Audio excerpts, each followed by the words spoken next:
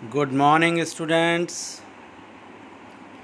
आज हम मियोसिस को ही आगे बढ़ाते हैं और मियोसिस सेकंड की बात करते हैं। कल हमने यहाँ तक आपको बता दिया था जिसमें मियोसिस फर्स्ट पूरा ख़त्म हो चुका था और आज स्टार्ट करते हैं हम मियोसिस सेकंड। जैसे ही मियोसिस फर्स्ट से एक से ये दो सेल बनी थी, अब ये दोनों सेल या तो इनके बीच में साइटोकाइनेसिस होता है या कभी कभी साइटोकाइनेसिस नहीं भी होता है और इनका डिवीज़न स्टार्ट हो जाता है इन दोनों सेल्स का। ये दोनों सेल है जो मियोसिस फर्स्ट से बनी थी, जिनमें क्रोमोज़ोम का नंबर हाफ यानी कि आधा हो चुका था। अब ये सेल दूसरी फेज़ में एंट्री करती है, यानी दूसरे डिवीज़न मियोसिस सेकंड में एंट्री करती है। तो अब जितनी भी फेज़ हमने पढ़ी थी, जैसे प्रोफेज़ 1, मेटाफेज़ 1, एनाफेज़ 1, टेलोफेज़ 1, अब उन सब के आगे हमें 2 या सेकंड लगाना पड़ेगा। कैसे? मियोसिस सेकंड यानी कि meiotic division of 2 haploid cell to produce 4 haploid daughter cell. ये 2 हैप्लॉइड सेल बनी हैं, अब इनमें आगे डिवीज़न होगा और इनसे ये टोटल 4 डॉटर सेल्स बन जाएंगी। लेकिन इनके लिए इनको गुजरना होगा प्रोफेज सेकंड में, मेटाफेज सेकंड में, एनाफेज सेकंड में और टेलोफेज सेकंड में। तो पहले आप देखिएगा, ये है प्रोफेज सेकंड। प्रोफेज सेकंड बिल्कुल मैंने आपको कल भी बताया था, माइटोसिस के प्रोफेज की तरह है। यानी कि आपने देखा था कि जो टेलोफेज थी उसमें न्यूक्लियर मेम्ब्रेन बन गई थी, न्यूक्लियोलस भी बन गई थी दोनों सेल्स के अंदर। तो अब प्रोफेज सेकंड में क्या होगा कि ये न्यूक्लियर मेम्ब्रेन गायब हो जाएगी। एक एक करके हम यहाँ देखते हैं। देखिए, प्रोफेज सेकंड में ये बना था, आपने देखा था कल। अब यहाँ क्या हो रहा है कि इनकी न्यूक्लियोलस और न्यूक्लियर मेम्ब्रेन दोनों गायब हो जाएंगी और सेंट्रियोल है जो डिवाइड हो करके ऑपोजिट पोल की तरफ चला जाएगा। किसमें? ये प्रोफेज सेकंड में। Meiosis second begin without any future replication of the chromosome. यहाँ पर अब किसी भी तरह का कोई रेप्लिकेशन नहीं होगा। देखो, सेल साइकिल का जो एस फेज है वहीं बस डीएनए डबल हुआ था, अब यहाँ कोई रेप्लिकेशन नहीं होगा। In prophase second the nuclear envelope breaks, मैंने अभी बताया न्यूक्लियर मेम्ब्रेन ब्रेक हो जाएगा एंड स्पिंडल एपरेटस फॉर्म, और स्पिंडल एपरेटस बन करके सेंट्रियोल डिवाइड हो जाएगा। While chromosome duplication takes place prior to the meiosis, जो मैं अभी बताया आपको कि सेल साइकिल में मियोसिस शुरू होने से पहले ही क्या हो जाएगा? मियोसिस स्टार्ट हो जाएगा। No new chromosome replication occurs before meiosis second.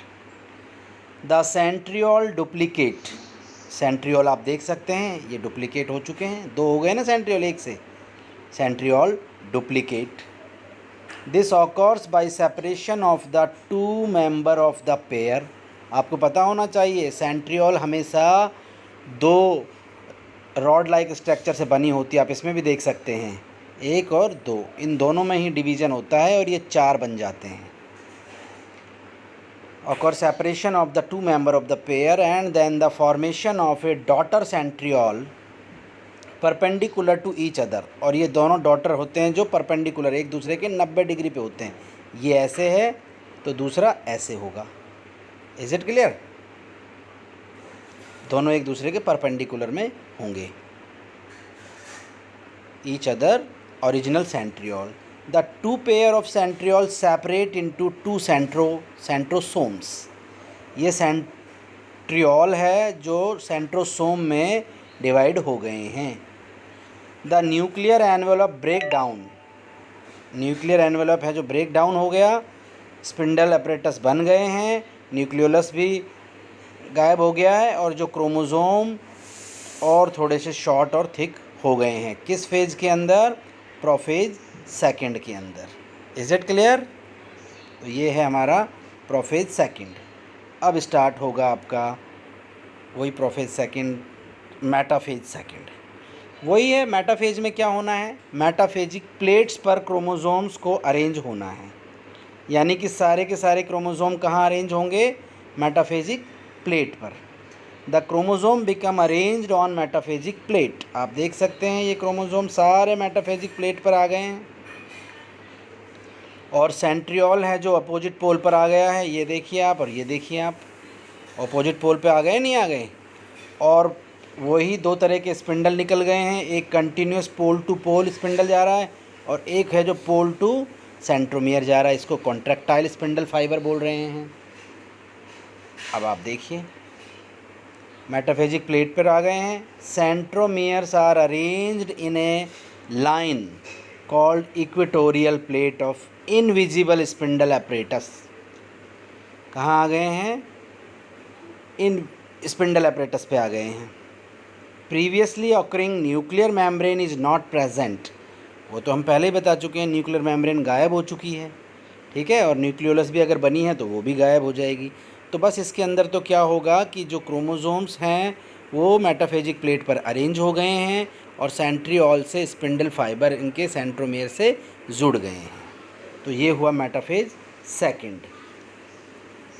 अब एनाफेज सेकंड में क्या होता था, एनाफेज में आपको पता ही है कि क्रोमोसोम जो होते हैं वो अपोजिट पोल की तरफ मूव करने लग जाते हैं, और ये मूवमेंट किस वजह से होता है, स्पिंडल फाइबर के कॉन्ट्रैक्ट होने से और क्रोमोसोम की दोनों आर्म्स के बीच में रिपल्शन यानी प्रतिकर्षण होने से इनका सेपरेशन होता है। The centromere separate and the sister chromatid now individual chromosome move toward the opposite pole of the cell. यहाँ आप देखिए, सबसे पहले यहाँ क्या होगा, पहले आप इस डायग्राम को देखेंगे कि भाई यहाँ पर जो एक साथ थे, ये आपको मैं इस फेज़ में दिखाता हूँ। यहाँ देखिए आप, ये देखिए ये दोनों एक साथ है। यहाँ देखो आप, ये सेंट्रोमियर को देखिए। सबसे पहले क्या होता है कि ये सेंट्रोमियर डिवाइड होना स्टार्ट हो जाता है। सेंट्रोमियर यहाँ डिवाइड होगा और फिर दोनों आर्म्स भी अलग हो जाएंगी। आप देखें यहाँ पर, इसमें देखिए, ये देखिएगा, ये सेंट्रोमियर डिवाइड हुआ, ये और दोनों आर्म्स के बीच में क्या हुआ, प्रतिकर्षण हुआ और इनके कॉन्ट्रैक्शन हुआ। किसका, कॉन्ट्रैक्टाइल स्पिंडल फाइबर का। तो अपोजिट पोल की तरफ मूवमेंट स्टार्ट हो जाएगा और एनाफेज में यही आपको दिखाई देगा। आप देख सकते हैं ओरिजिनल सेल के अंदर क्या हो रहा है। ये एक ओरिजिनल सेल है। इस ओरिजिनल सेल में आप देख रहे हैं कि ये दो सेल बनी थी पहले, तो रिडक्शनल डिवीजन, एक ये। फिर इस सेल के अंदर आप देखिएगा, ये इधर आ गए हैं आधे क्रोमोसोम, आधे उधर चले गए हैं, और इस सेल में आधे इधर चले गए हैं, आधे इधर चले गए हैं। तो टोटल ये 4 बनेगी ना। अब यहाँ से एक डिवीज़न हो जाएगा इनमें, तो 4 सेल बन जाएगी। तो एनाफेज में हो क्या रहा है एक्चुअल में, centromere separate and the sister chromatids now individual chromosome move toward the opposite pole of the cell. यानी कि जो क्रोमोसोम हैं अपोजिट पोल की तरफ जाना स्टार्ट कर रहे हैं। The separated chromatids are now called chromosome in their own right. जो सेपरेटेड क्रोमेटिड्स है, अब उन्हें हम क्या कह रहे हैं, अपनी साइट में ही जा रहे हैं और अपनी जो पोल है वहाँ पर पहुँच जाएंगे। अब उनको हम क्रोमोसोम कहेंगे। तो एनाफेज में क्या हुआ, स्पिंडल फाइबर का कॉन्ट्रैक्शन हुआ, क्रोमोसोम का सेंट्रोमियर में डिवीज़न हो करके अपोजिट पोल की तरफ इनका मूवमेंट होना स्टार्ट हो गया। Is it clear. चलिए अब ये किस में आ जाएंगे, टेलोफेज सेकंड में। टेलोफेज में क्या होता है, आपको पता है कि क्रोमोसोम अपने अपने पोल पर पहुंच जाते हैं, वहाँ खुल करके पूरी तरह से क्रोमेटिन नेटवर्क बना देते हैं। क्या बना देते हैं, क्रोमेटिन नेटवर्क बनाते हैं। क्रोमेटिन नेटवर्क बनाने से क्या होगा, पूरा ये इंटरफेज में चले जाएंगे और अगले डिवीज़न के लिए तैयारी करेंगे। तो आप यहाँ देखें, मियोसिस में क्या हो रहा है, ये अपोजिट पोल पर पहुँच गए हैं क्रोमोसोम, सारे स्पिंडल फाइबर ख़त्म हो गए हैं, सेंट्रियोल एक साइड में आ गया है, क्रोमोसोम के चारों तरफ न्यूक्लियर मेम्ब्रेन बन गई है, और अभी न्यूक्लियोलस भी इनके अंदर आ जाएगी और साथ में ही साइटोकाइनेसिस भी स्टार्ट हो जाएगा। देख रहे हैं आप? देखिए ये एक सेल थी जो हम दिखा रहे थे, पहले ये डिवीज़न होकर बना था 2 सेल, अब ये यहाँ से डिवीज़न होकर के देखिए आप इलेक्ट्रॉन माइक्रोस्कोप के उसमें आपको दिखाई दे रहा है। तो कुल 4 सेल बन रही है। तो आप इसमें देखेंगे nuclear envelope form around each set of the chromosome. Her chromosome के चारों तरफ क्या बन रही है? Nuclear envelope. और आप जानते हो न्यूक्लियर एनवेलप कौन बनाता है? सेल में पहले से ही मौजूद एंडोप्लाज्मिक रेटिकुलम से ये बनाया जाएगा। Is it clear? अब आप देखें न्यूक्लियोलस भी आ जाएगी, हर न्यूक्लियस में न्यूक्लियोलस आ जाएगी। क्रोमोज़ोम लेंथन, यानी क्रोमोज़ोम है जो छोटे और मोटे हैं अभी, तो ये खुल जाएंगे और पूरी तरह से क्रोमेटिन नेटवर्क बनाएंगे एंड बिकम ए इनडिस्टिंक्ट। और अब आप ये नहीं कह सकते हैं कि इनमें 10 क्रोमोज़ोम है या 12 क्रोमोज़ोम है, खुल करके पूरा नेटवर्क बना देंगे, क्रोमेटिन नेटवर्क। और ये सब किस में होगा? टेलोफेज सेकंड में। तो टेलोफेज सेकंड में आप देख रहे हैं एक सेल से ये 2 बने और दूसरी वाली से ये 2 बने, तो टोटल 4 डॉटर सेल बन गई है या नहीं बनी है? अब आप देख सकते हैं टेलोफेज में। अब जैसे ही टेलोफेज, देखो मैं आपको बता दूं कि जो इनमें साइटोकाइनेसिस है, यानी इस कोशिका द्रव्य का जो विभाजन है वो 2 जगह पे होता है, या बस केवल फाइनल स्टेप पे ही होगा। एक तो मियोसिस फर्स्ट के बाद कोई ज़रूरी नहीं है कि साइटोकाइनेसिस हो भी सकता है और नहीं भी हो सकता है, लेकिन यहाँ पर साइटोकाइनेसिस होगा ही होगा। आप देखिए साइटोकाइनेसिस, ये तो पहले इसने दिखाया है कि पहले ही हो गया था और अब ये यहाँ से होगा। तो साइटोकाइनेसिस मैंने आपको जब माइटोसिस पढ़ाया था उसमें बताया था कैसे होता है साइटोकाइनेसिस। साइटोकाइनेसिस अगर वो एनिमल सेल है तो सेल मेम्ब्रेन के इन्वेजिनेशन से होगा, यानी कि अंदर की तरफ भी घुसती जाएगी और सेल इन्वेजिनेट होती जाएगी और ये धीरे धीरे डीप होती हुई ये इधर से चलेगी, वो इधर से चलेगी और यहाँ से डिवाइड होकर के 2 सेल बना देगी। ऐसे में ऐसा इसमें हो जाएगा। तो 1 से 4 सेल एनिमल सेल में तो इस तरह से बन जाएगी। बट प्लांट सेल में क्या होगा? प्लांट सेल में सेल कभी भी अलग नहीं होती है, आपको पता है। इनके अंदर होता है सेल प्लेट फॉर्मेशन, और मैंने पहले भी बताया ये सेल प्लेट कौन बनाएगी? बताइए। गोल्जी बॉडी से पहले ये डिवीज़न हुआ, बाद में ये फ्रेगमोसोम बनते जाएंगे और ये बीच में जमा होते चले जाएंगे और ये साइटोकाइनेसिस हो जाएगा और 4 सेल का फॉर्मेशन हो जाएगा। बताओ समझ में आया या नहीं आया?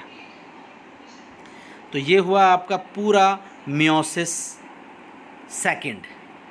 पहले सेल क्या करती है? सेल साइकिल चलाती है। सेल साइकिल के बाद मियोसिस फर्स्ट होगा, मियोसिस फर्स्ट के बाद मियोसिस सेकंड होगा और साइटोकाइनेसिस से 4 सेल का फॉर्मेशन हो जाएगा। अब बात आती है कि भाई सिग्निफिकेंस या मियोसिस के इम्पॉर्टेंस क्या है, मियोसिस के क्या फ़ायदे हैं। माइटोसिस के तो मैंने बताए थे जो माइटोसिस पढ़ाया तब। अब हम मियोसिस की बात कर रहे हैं। देखिए आपको पता है, मैंने आपको पहले भी बताया कि क्रोमोज़ोम नंबर है जो, जैसे आपको पता है कि मियोसिस होता है हमारे जर्म सेल्स के अंदर और क्रोमोज़ोम का नंबर जब हाफ हो जाता है और जब जाइगोट बनते हैं तो दोबारा से पूरा सेट बन जाता है, नहीं बन जाता है। तो आप पहला उपयोग लिखेंगे या पहला सिग्निफिकेंस लिखेंगे क्या? कि it maintains constant number of chromosome in a species, meiosis से। तो पहला हो गया आपको। दूसरा क्या होगा? मियोसिस से क्या होगा? दूसरा काम क्या होगा मियोसिस से? मियोसिस में आपने देखा था सबसे इम्पॉर्टेंट इवेंट हुआ था क्या? Crossing over. तो क्रॉसिंग ओवर से वेरिएशन आएगा या नहीं आएगा? वेरिएशन आएगा तो एवोल्यूशन के लिए जगह मिलेगी नहीं मिलेगी? एवोल्यूशन के लिए भाई मंकी से जैसे हम लोग बनते आए हैं तो धीरे धीरे चेंज होएगा और नई नई स्पीसीज़ बनना स्टार्ट होगी। तो न्यू स्पीसीज़ बनने को हम क्या कहते हैं? स्पेसिएशन। तो स्पेसिएशन में कौन मदद करेगा? मियोसिस। और बहुत से ऑर्गेनिजम्स ऐसे हैं जिनमें रिप्रोडक्शन के लिए स्पोर बनाने पड़ते हैं, जैसे टेरिडोफाइट्स हैं, उनके अंदर स्पोरिक मियोसिस होता है स्पोर बनाने के लिए। ठीक है। और जो हैप्लॉइड ऑर्गेनिज्म होते हैं उनमें जब जाइगोट बन जाता है तो वो तो 2n हो जाता है, लेकिन ऑर्गेनिज्म n है तो उनके अंदर कौन सा मियोसिस हो जाएगा, जाइगोटिक मियोसिस, जिससे कि हैप्लॉइड जनरेशन क्रिएट होगी। तो ये था हमारा पूरा मियोसिस और उसका सिग्निफिकेंस। तो आज के लिए इतना ही काफ़ी है। इस मियोसिस को पूरे को आप पढ़िए, जो बहुत बहुत इम्पॉर्टेंट है एग्ज़ाम पॉइंट ऑफ व्यू से। Thank you.